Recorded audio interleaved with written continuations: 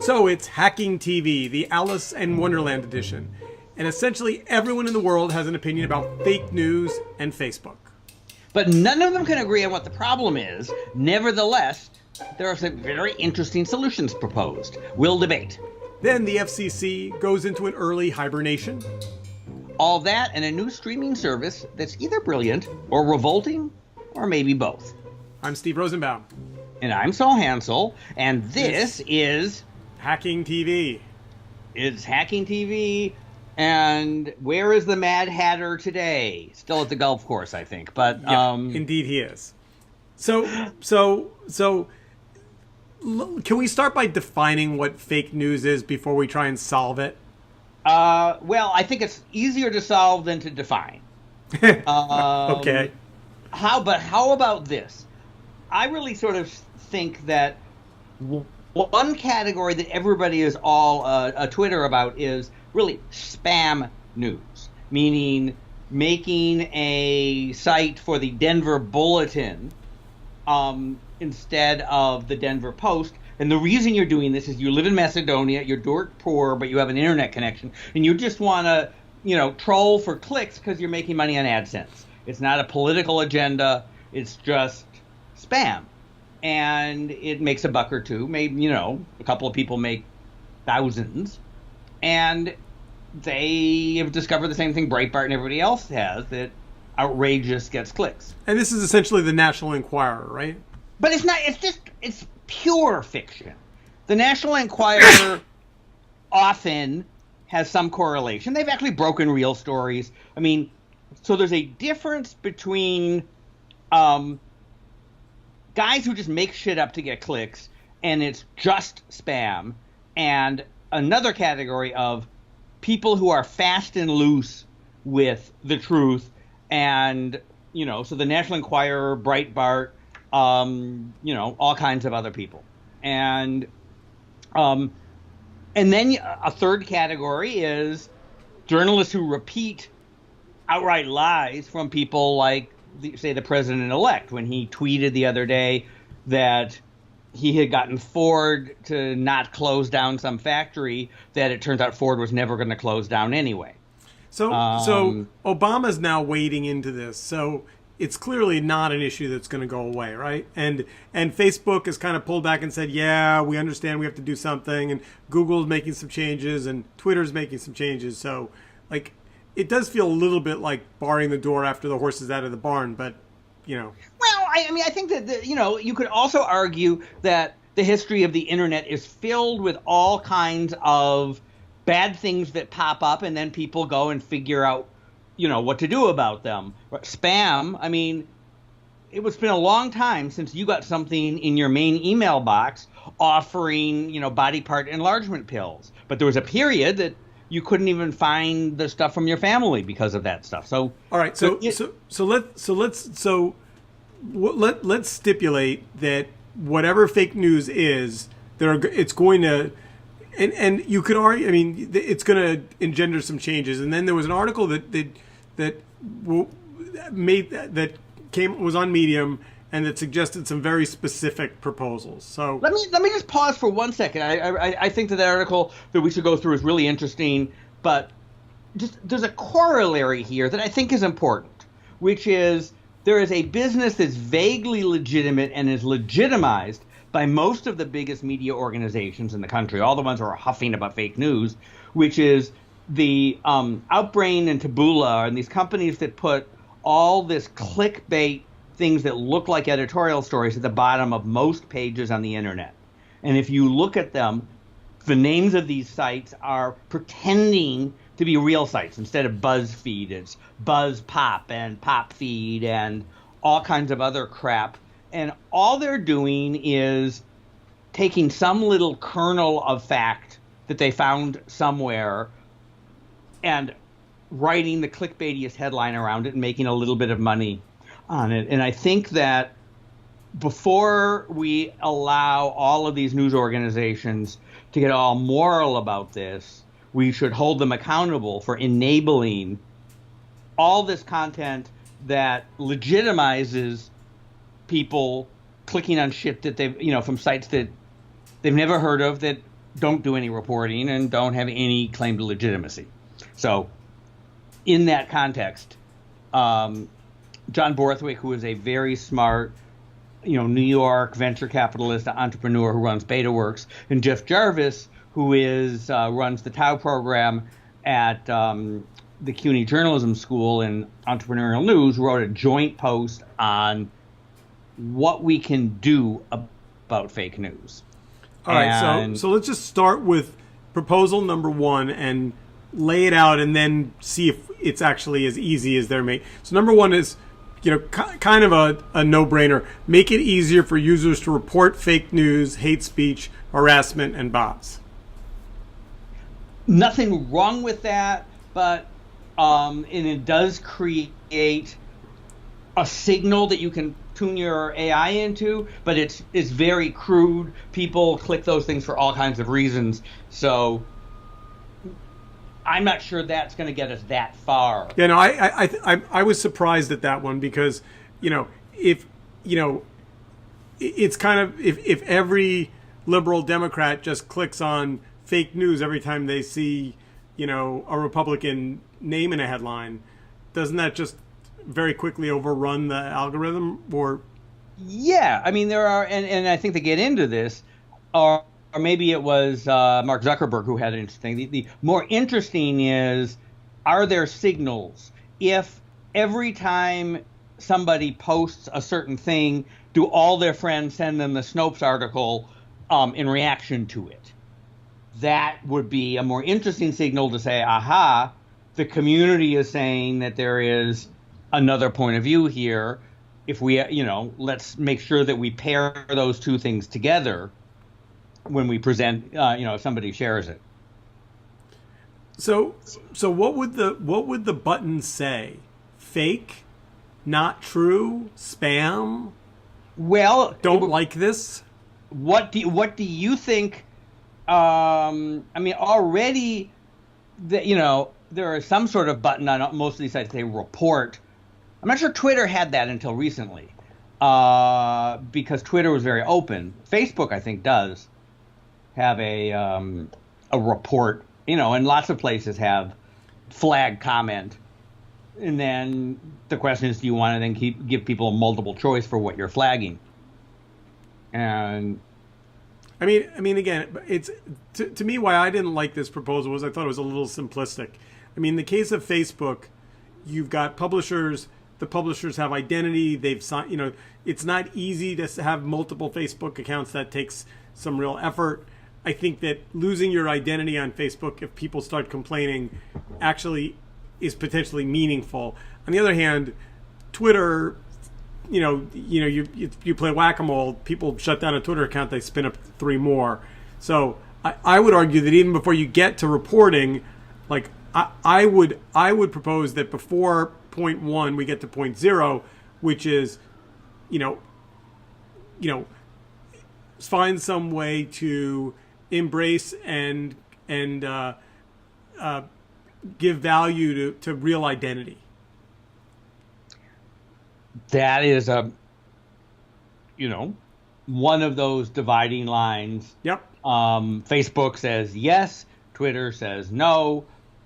Reddit, I would argue Reddit calls identity is really good, but I'm not sure I'm going to ban things without it. I mean, another implicit question here is, are people getting what they want, right? So there's 2 scenarios. There's people who care about truth and legitimacy of news and are misled to think that the Denver Press is the Denver Post, and there are people who don't care about that sort of thing one way or the other, and there's lots of people who choose media outlets for reason, right? I mean, there are lots of people who buy the National Enquirer.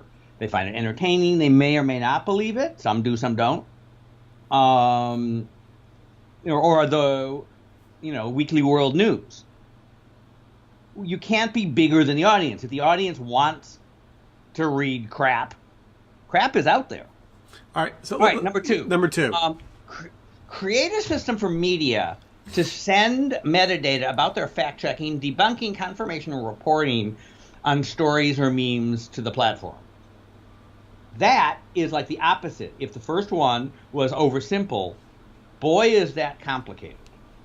I don't necessarily think it's bad, but I know that if I was sitting there reporting out a story, and under the crazy deadlines of the internet, am I going to go and fill out a form to say how each fact was verified?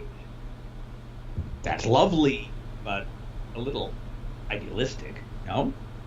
I will tell you that if you try and publish to Wikipedia, they're relentless about wanting credible third-party sources for anything that resembles a fact. And one of the things about Wikipedia is that their main purpose has a slower pace to it. But I think, and this is actually something, this is why I think that even if the fake news thing is a small problem, that the solutions are really good. I think that one of the things that really annoys me is if I see a headline and I click on a story and all it is someone reblogging something that somebody else did the reporting on. I would like a way to program my browser to skip past reblogging and only read stuff where the person who wrote it found out the facts. And because I think that the game of telephone is a real detriment to human understanding. And by the way, this point too, the media signals point, is one that Craig Newmark and his Trust Project are very involved with. There's been, he and I have talked about this, and what they're doing is complicated and hard, but I think potentially really important. Very interesting. All right, number 3. Okay. Expand the system of verified sources. So creates something that is not exactly a whitelist, but something that is something, right? What do we and the question here is, how do you have a system that allows legitimate fringe players, to make their case without too much spam? So again, this is one of those things where I get it at the high level, but then if you dig in, they're saying, well, they want to be able to know the difference between the fact that the Denver Post is a well-established news organization, while the Denver Guardian was just established 35 minutes ago and has 12 followers. Okay, fair enough, but Breitbart News would show up as a verified source by that measure. And to some degree, wait, hold on. We're not going to blow by that. So you're saying the Breitbart, if I reach out to Jarvis and say to him, does Breitbart News pass your number 3 check? He's going to say, yes, it does. Well, here's what it is. It is a place, it exists, it's a business, it has a reputation. So it is, you can, if you want to go, if you type in Breitbart News into Google, it's very easy to figure out what people say about them. So if, that's the thing. Anybody who wants to check sources already can check sources. If you type in Denver Guardian into Google and you realize that nothing comes up, and you type in Denver Post and you find that the Wikipedia article and 5 billion articles about it, right? I mean, there is a difference. So there are organizations that exist, there are organizations that don't exist. And then within each of those categories, there are some gradations, don't you think? I mean, isn't Breitbart News different than the Denver Guardian on some dimensions? More dangerous, more creepy? Okay. But dangerous and creepy in a way that has been emerging in front of us for 5 or 10 years. But that said, it's an interesting question. So if you were going to make a list of news organizations, what would you want the criteria to be to get the seal of approval as a verified source? By the way, I want to point out this list has 15 points on it. We're on point 3, so. Okay, well, we will zoom through it, but let's zoom a little bit. Okay, make the brands of those sources more visible. I think that's also really useful. Let's just say yes and check. Okay. Four they can have. And, helping people understand what they're reading is good. Track back to the original source of news items and memes. That's what I was saying before. I think that's my favorite thing of all of these, because it solves so many more problems than just, news spam. Do you agree? I mean, you do. You're more of a blogger than I am at this point. I mean, do you think that I think that's an easy yes. Original sources. Yes, even though if you had blogged about somebody else, it might skip past you to whatever you were blogging about. I'll say yes to 5 because I think they get harder as we go down the list. Okay. 6. Address the echo chamber problem with recommendations from outside users' conversational spheres. I don't have a problem with that, although mostly what you're seeing in Facebook is what your friends are saying. There's a relatively finite number of places where they throw in other shit that your friends haven't been talking about, but I don't mind putting diversity of point of view into the algorithm that gives you related articles. What do you think? I think filter bubble is a problem, and I've tried really hard in my reading to read outside of my comfort zone, but it is hard. I mean, at the end of the day, so the question is, if related articles included a section, from another point of view, would anybody read it? And does that matter? If only, if a much smaller percentage of people click on the from another point of view link than from your same point of view link, is it still a good thing, or is it wasting a billion people's time? I don't think it's wasting people's time. All right.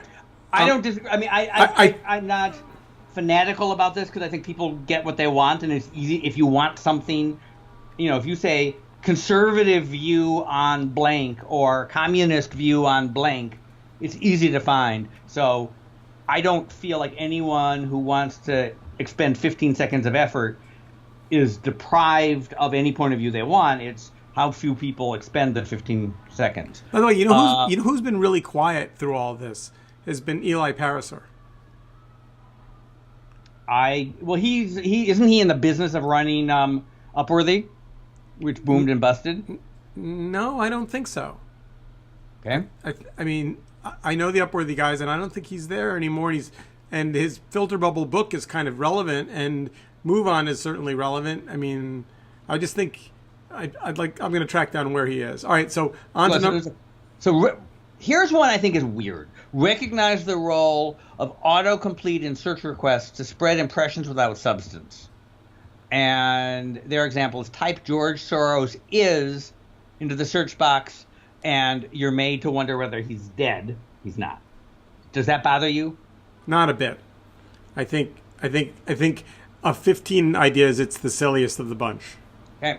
Recognize how design choices can surface information better left under a rock. And their example is if you happen to do a Google search for the name of an anti-Semitic website, their little design choice that gives you a couple of other links from their first search result includes a really revolting anti-Semitic article. I would think that's exactly what Google should do. I don't know why that's a design choice. Isn't that an algorithm? Somehow it's surfacing, the design of the Google first link result where it surfaces, 4 extra links from inside the site.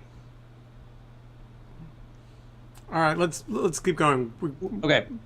Create number 9. Reference sites to enable users to investigate memes and dog whistles. Like more things like Snopes. Okay. Thumbs up. More Snopes. more Snopes is good. I don't think. Does anyone pay? Does Snopes have any money? Where does Snopes? I mean, my last time I looked at it, it's a family-run thing, and they want to keep it that way. People tried to buy them for years, and they have not sold. But I think they take some ads. No, anyway, I think that Google and Wikipedia. I mean, there's no shortage of good information if you look for it. That's my take, right? And particularly because the news organizations have gone deep into fact-checking. Now, establish the means to subscribe to and distribute corrections and updates. That's really interesting, right? If Facebook knows that you clicked on an article about whatever, and then a correction comes out about that article, I think it would be fabulous if Facebook would say, the article you read has a correction about it. Agreed. And this is one of the oddly good things about the monolith of Facebook, right? I mean, is their all-knowingness, despite its many downsides, can be used for fixing things. Now, here's one that's, speaking of Upworthy. Media must learn and use the lessons of memes to spread facts over lies. And I think this is oversimple. There's nothing wrong with making your media organization in the form, where you put all of your news into cat pictures or anything else you want to do. But I don't think that gets you very far. I think trying to compete with, snackable cat pictures with snackable right-hearted cat pictures doesn't make sense to me. But there's nothing wrong with it. I'm glad they exist, but again, I just think about the audience, and there are different kinds of people on different kinds of things. There's lots of people reading the National Review. There are lots of people who are reading the New Republic. There's lots more people who don't care about either. One thing that is relevant is there are studies that show over and over again that a salacious story that is wrong sticks in the memory far, far better than the correction, which is correct but not salacious, right? So the article, Hillary Clinton didn't murder 10 FBI agents, just doesn't stick in the mind as much. And that's just... The one I read this morning was about Donald Trump's gay lover. See? And the... I can't remember. By the way, I can't remember where I read it though. Donald Trump's newfound monogamy just doesn't go over. All right, let's keep going. Because we have two more stories we have to cover as well. We have about 2 minutes left. Stop funding fake news. Fabulous idea. They've already done that, right? Because that's, you can argue that the search engine and the social network sides of Facebook and Google have some responsibility to be fair. Their ad networks don't have to do that. They have standards and practices. And so if you just say, we are not going to send checks to people who just make shit up, that solves a big chunk of the immediate problem. Of all 15 of the ideas, I thought 13 was the most controversial. Why? Support white hat media hacking. So that's like, we want our guys to do the same things that their guys did, breaking into people's email. Is that like, I don't understand why those stolen emails so easily floated into journalism. Nobody pushed back. I just think... I can't imagine that's what they actually mean. They talk about APIs. I think they have a much, much more boring definition of hacking. This is more, we want to have geeky journalists doing, open APIs and about like campaign contributions. Good, okay, because the other part I don't Mom like so and much. apple pie for the online news world. It's not, and then I suppose it's a plea to get Facebook to give some bucks. Google actually is involved in that community, and now also controversial. Does Google need an editor? Does Facebook need an editor? Well, I like important editors, but I don't think so, actually. An editor, or a building full of editors, or a planet full of editors? I think they have a planet full of editors. Sort of. And I think that most of these ideas are better ways to capture signals from the participants that they already have, to ask for and capture signals, to make the output a better representation of the cumulative wisdom and curiosity of the 1.5 billion people who are on their platform. All right, I'm gonna ring the bell now, because I feel like our listeners, I think we've gone through 15 of these. Let's just do the very last one. Collaborate in an organization to support the cause of truth. Well, I mean, that's Craig's, the Trust Project. That's absolutely. I am all in favor of truth. I wish the political parties would come down stronger on the side of truth, frankly. And which by the way, brings us to the second of our, before we get to our last story. So the FCC had kind of an odd little week where they went from being, we're going to have a meeting, we have an agenda, we're going to move things along, to like, yeah, never mind, actually, we're going to do nothing. Well, something like a bunch of senators saying, how dare you do anything, and, there's a sense that, if they did something, that the Trump FCC, on January 15th would undo it. So they just, they had a 1 minute long meeting, and then, outgoing FCC Chairman Wheeler had a press conference in which he grumbled that all of his great ideas were still great and that they shouldn't be turned off. So here's what's going to be interesting. Does the Trump administration really want to come out against net neutrality? Is that really, I know he wants to undo a whole lot of things, and that's part of the stagecraft is coming in and undoing a lot of things, but I'm not sure that net neutrality is one of them.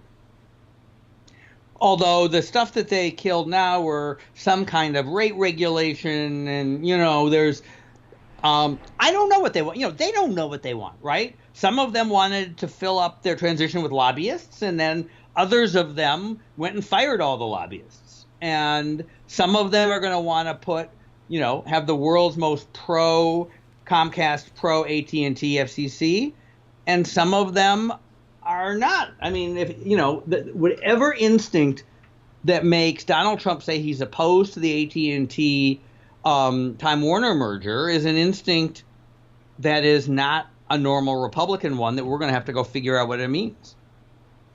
All right. So our last feature. You described, you had initially proposed this as a feature called the worst idea of the week. So the worst idea of the week. What is it, and what makes it so bad?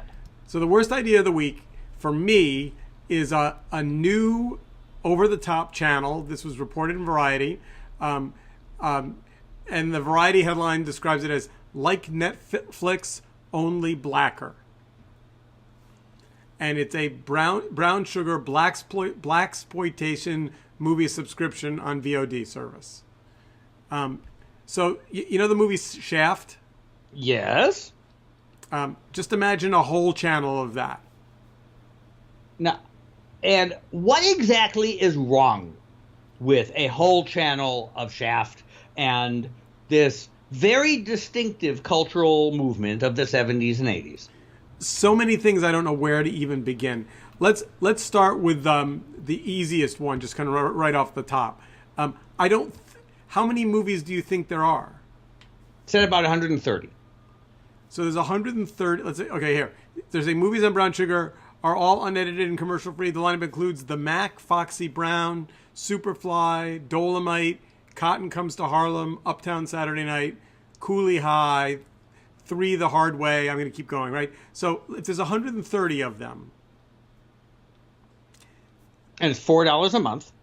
So I think it fundamentally misunderstands what people want from OTT. You know, I don't want us. I'm not going to pay. If I want to watch that movie, I'd rather pay $4 on a VOD basis than have it packaged up. I think it's. By the way, the more I think about it, the more I think it's actually an incredibly terrible idea. So, let me give you the other side of that. I mean, I'm a big believer in brands need to stand for something. And we see so many people, we talk about all the time, Vimeo and Go90 and Watchable and all this crap, and they're mush. You can't, if I said to you, that's a Go90 kind of thing, you could, you know, you're a Go90 kind of person. You don't have any idea what I mean. If I said, you know, sounds like you would love black sugar, we know that 95% of the people don't fall into that category and 5% do, and they know who they are. And then you say, okay, do I want, there's a math equation. Would I watch more than one of these a month? If yes, buy the subscription. If no, buy a la carte. Nobody's hurt, no secrets. And the more, right? I mean, you love documentaries. Maybe you'd be better off instead of paying $15 a month for HBO, you would pay $5 a month for just the documentaries because you don't like The Sopranos and Game of Thrones. What's wrong with giving people what they want? I'm going to leave it right there because I think our audience has sided with me. I think without having giving the I think that it's a despicable, hard-hearted, unsuccessful narrow. I mean, by the way, maybe it doesn't cost anything that if you own a bunch of those films to throw them together and put a bumper on either side of it and then just see who subscribes to it. But you got to market it. Anyway, we're out of time. Let's just say you were a film student and you wanted to watch 10 of those for your paper, buying a $4 subscription instead of paying $40 on iTunes. Yep. You're ahead of the game. For 1 month and then I cancel. Agreed. Right. I mean, clearly the challenge, if you only have 130 movies in inventory, is how long are people going to subscribe for? But that's your problem as a business person rather than the consumer's problem. I think we'll leave it at that. It's been an excellent week. We hacked our way through yet another half hour, and we will be back again next week. Hack on. Happy Thanksgiving, hackers.